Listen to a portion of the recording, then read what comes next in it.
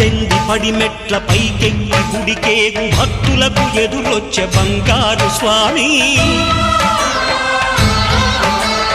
ఇరుముడులు స్పృశించి శుభమనుచు దీవించి జన బృందముల చేరే జగమేలు స్వామి తన భక్తులనరిల్చు తప్పులకు తడబడి ఒక పక్క ఒరిగెన ఓంకారమూర్తి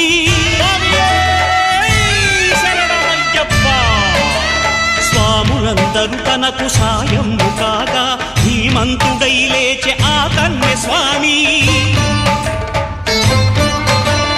పట్టబంధము వీడి భక్తతతికై పరుగు పరుగున వచ్చే భూమిపైకి నరుడై